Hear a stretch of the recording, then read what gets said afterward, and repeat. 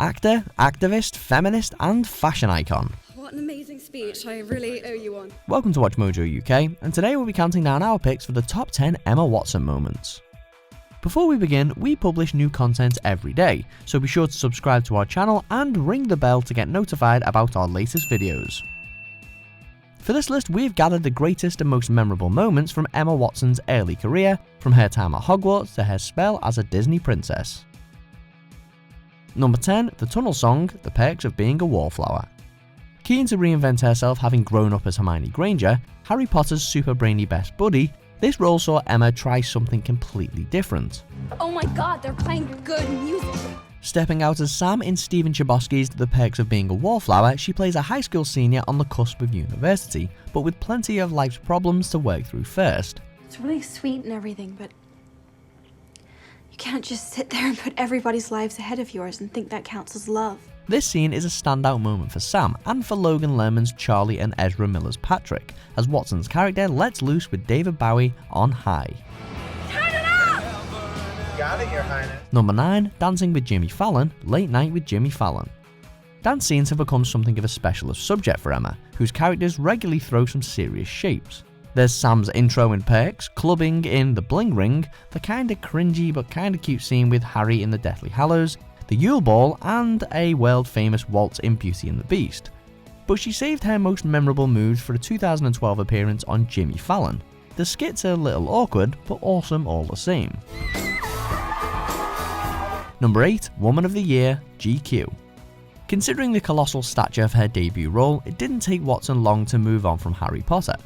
While acting remained a primary focus, she quickly established herself as a leading fashion influencer and a prominent public voice. And after just a few short years, she was one of Hollywood's biggest draws. As such, Emma landed GQ's prestigious Woman of the Year award in 2013. She scooped the gong at a star-studded bash where the likes of Eddie Redmayne, Dan Stevens, and Noel Gallagher were also winners. Number 7, the AxeWielding Cameo, This Is the End. An actress at the top of her game, a Seth Rogen apocalypse film, and a match made in movie heaven. Emma! Oh my god, you guys are alive! Watson was one of countless celeb cameos in this disaster flick, but her scenes have to be the most memorable, besides maybe Michael Cera's. Playing herself, she gatecrashes the gang's hideout, but wires get badly crossed within the first few minutes of her stay. I'm not around! She promptly gives Rogen what for and makes off with the rest of the rations. What a badass.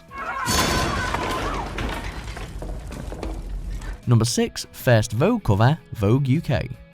Another highlight in Emma's fashion portfolio, the last Potter film hadn't even hit our screens when she scored her first Vogue cover shoot in December 2010.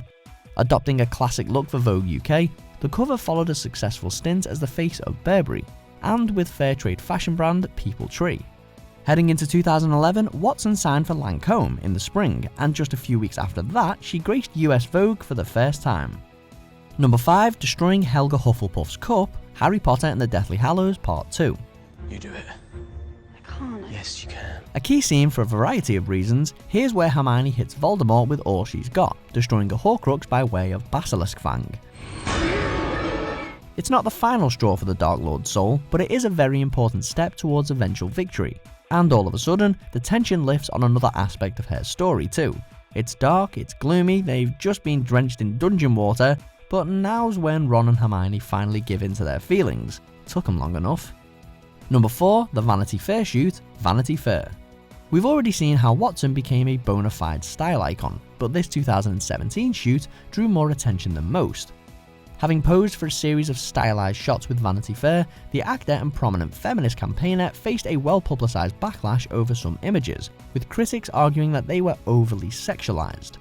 Watson promptly addressed the controversy, especially during a now famous promo interview for Beauty and the Beast. What feminism is about giving women choice. Feminism is not a stick with which to beat other women with. Number 3, Punching Malfoy, Harry Potter and the Prisoner of Azkaban.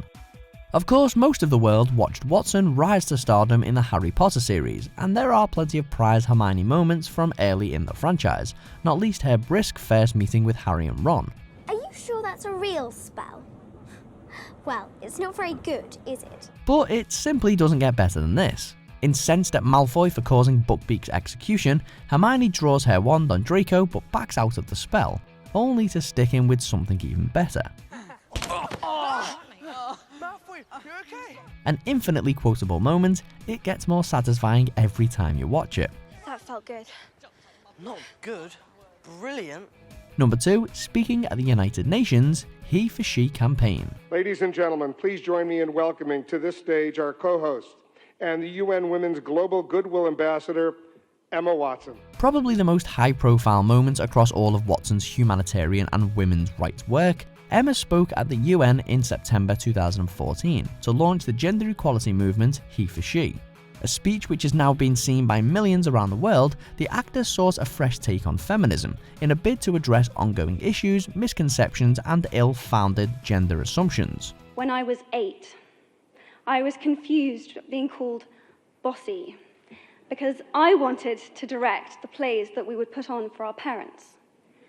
But the boys were not. Delivered just weeks after being appointed a UN Women Goodwill Ambassador, her message made headline news, establishing the actor as a leading voice against social injustice. I think it is right that I should be able to make decisions about my own body. I think...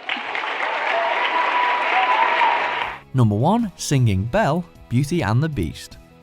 As we've seen, Emma's forever working to raise the bar.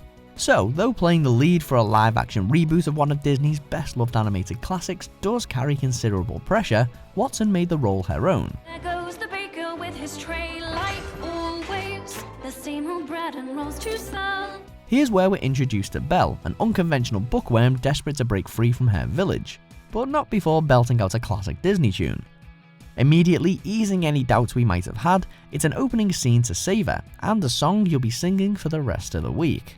Madame Gaston, can't you just see it? Madame Gaston, his little wife. Do you agree with our picks? Check out these other great clips from WatchMojo UK, and be sure to subscribe and ring the bell to be notified about our latest videos.